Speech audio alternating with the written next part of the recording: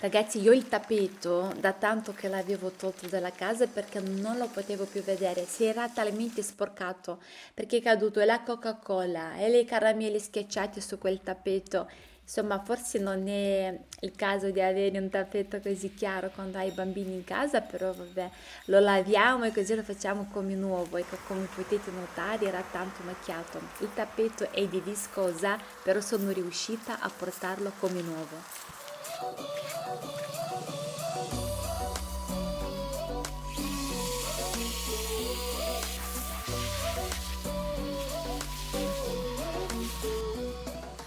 Ho trovato questo detersivo su Amazon, mi ha incuriosito i suoi vuoti, è molto apprezzato.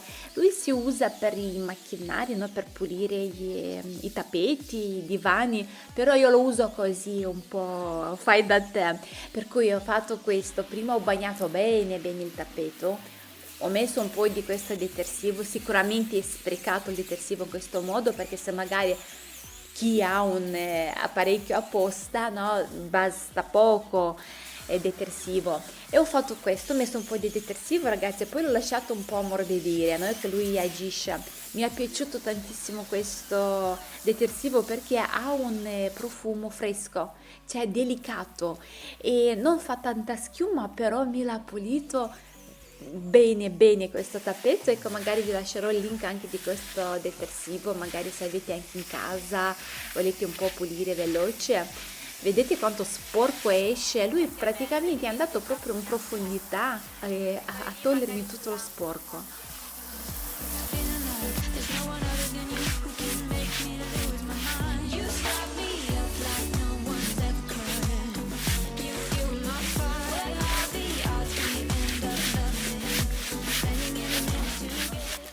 Ho usato la spazzola elettrica perché secondo me ecco, pulisce meglio, vanno proprio noi i giri che fanno.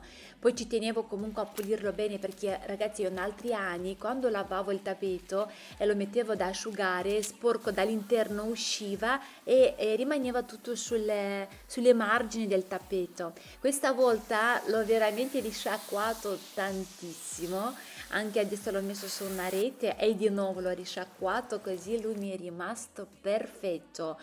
In circa 2 giorni si è asciutto, comunque l'ho fatto no, quando ancora c'era caldo, guardate voi quanto è diventato veramente molto pulito e profumato, il detersivo ha fatto il suo dovere.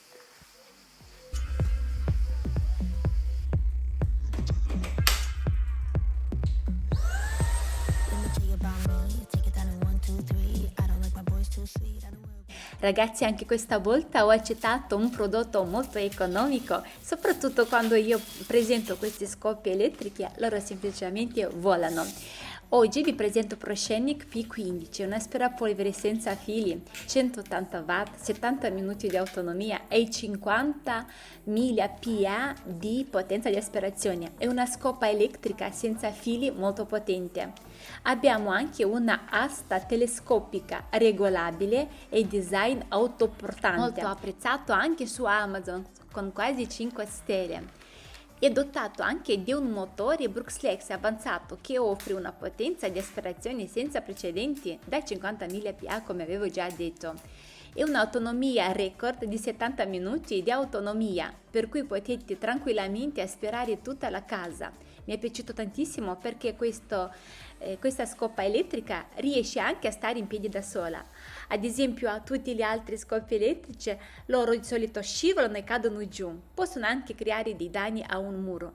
Ma il nostro ProScenic P15 è autoportante e anche compatto, praticamente adotta un design industriale scientifico che consente di appoggiarlo ovunque, rimanendo in posizione verticale. Non diamo per scontato, questo è un fattore molto importante. Abbiamo la testina flessibile e può ruotare da 0 a 180 gradi in orizzontale e da 0 a 90 gradi in verticale, garantendo in questo modo la rimozione della polvere nascosta. Mi piace anche i suoi pezzi di ricambio, riusciamo comunque ad andare anche ad asperare in posti irraggiungibili. Abbiamo la spazzola a rullo a forma di V e una spazzola antigroviglio. Lui riesce a rimuovere i peli fino a 45 mm.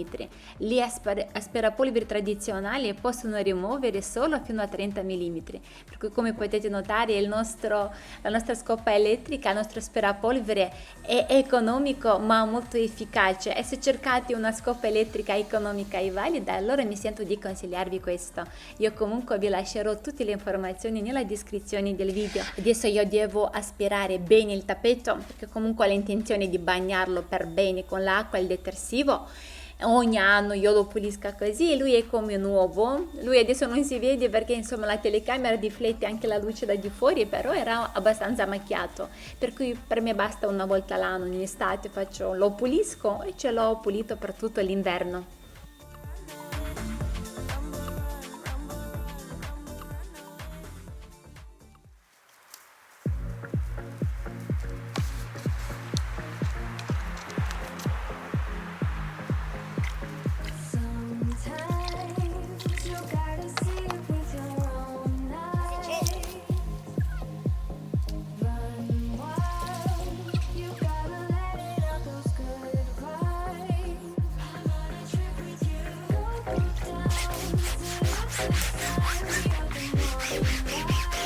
Mamma, sei felice adesso? College che? Ma peccato, ti sporchi i capelli,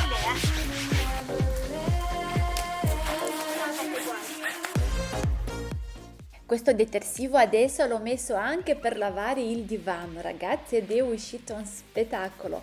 Ripeto, lui non fa la schiuma ma va in profondità, ecco, mi è piaciuto. Io di solito facevo il risciacquo con un po' di aceto o ammoniaca anche.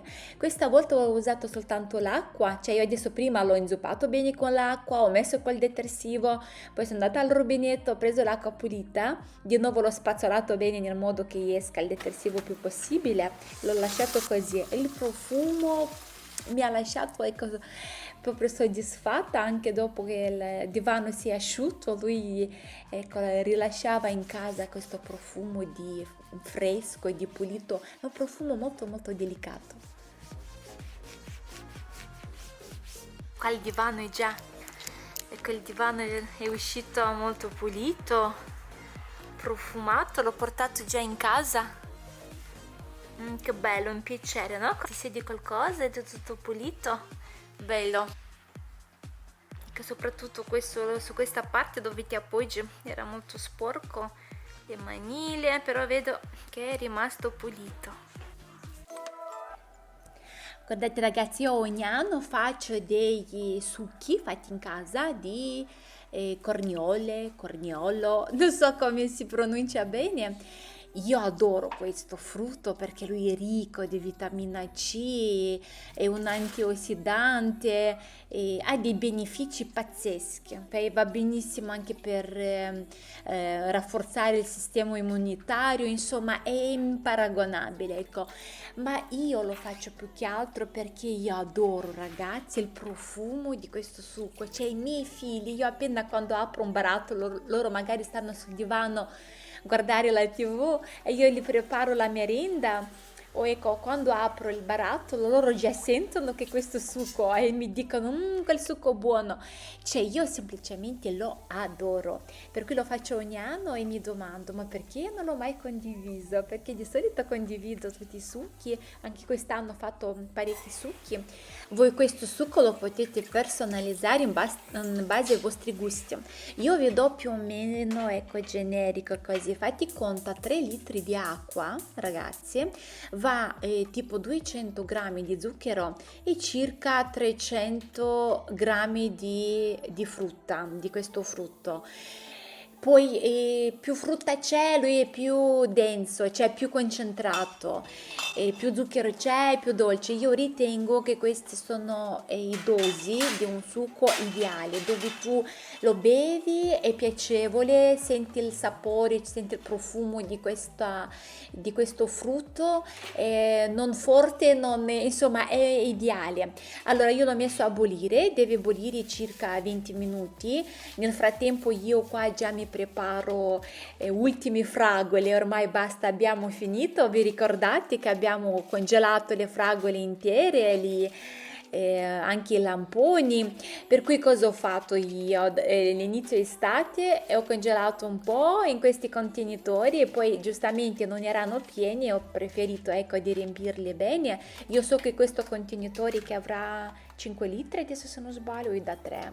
Faccio un po' di confusione. Comunque un contenitore di questo grande con le fragole e un altro con i lamponi congelati a me basta per tutto l'inverno per fare varie cheesecake, vari torti, mousse di fragola, di lamponi. Ecco, metto una sopra l'altra e voilà, via nel congelatori che ho in cantina. Allora deve bollire circa 20 minuti.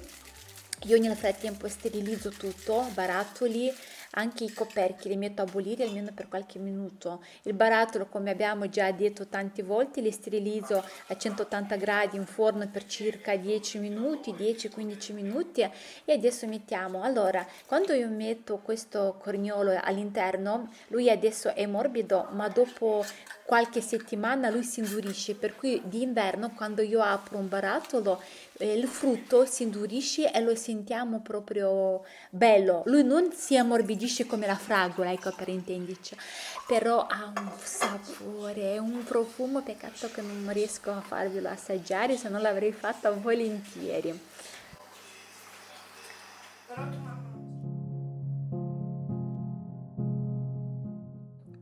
Ragazzi, ogni anno io provo a cambiare le ricette, meno zucchero, più sale, meno sale, nel modo di capire qual è la ricetta migliore per ogni ingrediente. E per cui sono rimasta su questa ricetta per conservare il mais, soprattutto d'inverno quando apri un barattolo per mettere sulle insalate. Ecco, c'è questa dolcezza, la croccantezza, proprio i sapori di un mais che ti sembra fresco. Ecco, io ci tengo molto quando mi trovo bene con la ricetta di condividerla. Intanto puliamo il mais, dobbiamo proprio eliminare tutta questa barba del mais e li laviamo bene. Ma tu sei una guarda quanto è facile. Vedi come va Guarda, solo 3 alla volta, guarda 4, cioè. Che un genio la mamma. E io 80.000. Mi sa che è caduto qualcosa giù, ho sentito. Allora, se avete la pazienza e il tempo, potete pulire il mais come ho fatto prima con i miei figli. Ma questo che sto facendo adesso è un metodo molto più veloce e valido. Riempiamo bene con l'acqua, devono proprio essere coperti. Metto comunque un po' di sale, li mettiamo a bollire. Aggiungo adesso un po' di sale, però quando prepareremo la marinatura, ok? Aggiungiamo meno sale e un po' di più zucchero, dopo vi farò vedere. Intanto mettiamo tutto a bollire e lasciamo finché loro bolliscono, non so, un 30 minuti, 45 minuti, dipende anche quanto loro sono teneri, ok? Per cui li lasciamo. Io adesso mi preparo l'acqua fredda, avevo questi bottiglie, li ho messi in congelatore, o se avete il ghiaccio meglio ancora. Dobbiamo fermare la cottura proprio, no, per fare il shock termico, e lo metto adesso nell'acqua fredda. Dopodiché con un coltello, ragazzi, come potete notare in questa immagine, penso che sapete anche comunque anche voi, separiamo, ecco, tutto questo mais e poi basta con le mani che lo separo, lui rimane bello.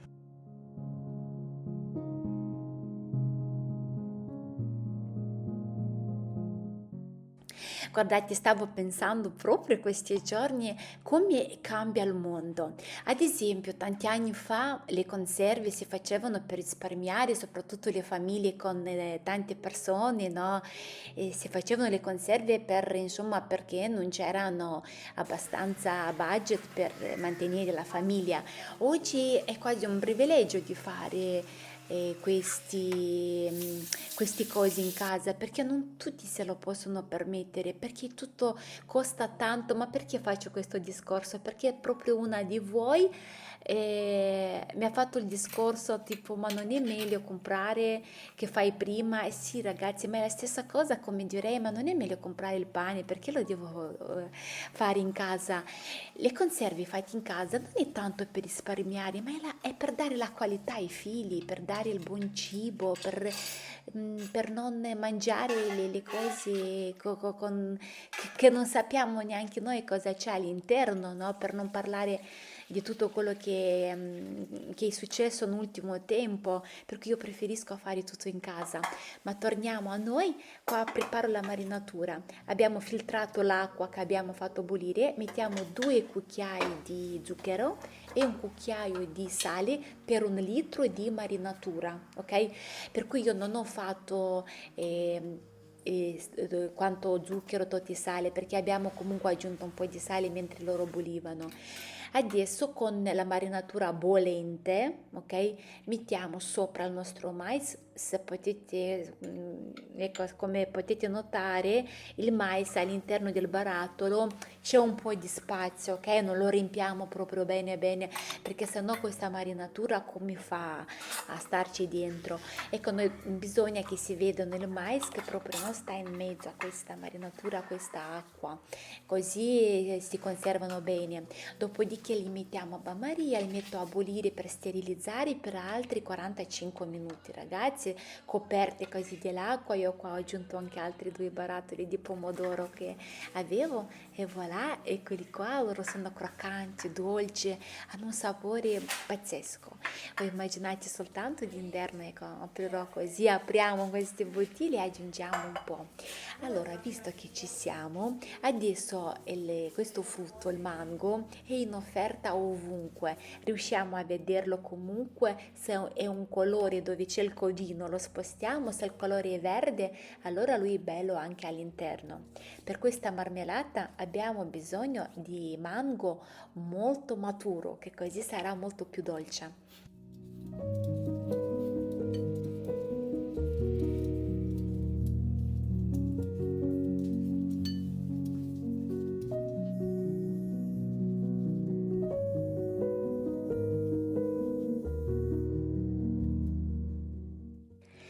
Ho mostrato in che modo lo taglio io, però anche se iniziamo a fare così a pezzettini, insomma, importante è che comunque lui dopo verrà frullato, non c'è bisogno di tagliarlo proprio alla perfezione.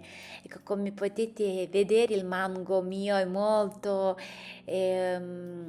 maturo, lui proprio era dolcissimo, ecco. Ecco, a proposito, è ottimo anche per chi non riesce a mangiare zucchero, ecco, se volete fare la marmellata senza zucchero, io aggiungerò il zucchero, ma se avete questi problemi per qualche motivo che non riuscite con il zucchero, penso che la marmellata di mango è perfetta, farla anche senza zucchero. Allora, io ho aggiunto un po' di succo di limone e adesso aggiungiamo zucchero. Guardate, il zucchero, ragazzi, va a gusti, perché ripeto, il mango è già dolce di sé. Io comunque ho aggiunto un altro po' di zucchero perché insomma i bambini amano comunque un po' più zuccherato, e lo mettiamo a bollire. Io ho aggiunto anche un po' di glucosio, ok? Ma giusto per avere quel colore così bello, così lucido, no? Anche se magari dopo voglio decorare qualche cheesecake o qualche torta o biscotti, no? Volevo, ecco, anche per l'estetica, ma potete farli anche a meno, ecco, senza glucosio. Metto i barattoli a sterilizzare, molto importante, perché io adesso non lo metterò più a bagnomaria, per cui dobbiamo avere sterilizzato tutto al 100%, barattoli e anche coperchio. Mettiamo il mais, lui ha bollito circa 35 minuti, anche qua più bollite, dipende dalla consistenza che volete. Se lo volete più liquido fate 20 minuti, se lo volete un po' più denso come io lasciate un 35 minuti, 40 a fuoco con la fiamma lenta, ed è fatto anche il nostro mango. Adesso io scrivo tutto perché io comunque dopo porto tutto in cantina, io so quello che faccio, ma magari quando io non ci sono a casa vanno i figli a prendersi qualcosa che hanno magari voglia di un succo, di una marmellata. È facile di sbagliare se è la marmellata di pesca o di mango, per questo, ecco, preferisco di scrivere tutto. È anche più carinuccio, no? Di fare queste etichette. Voilà, ragazzi, la soddisfazione al top.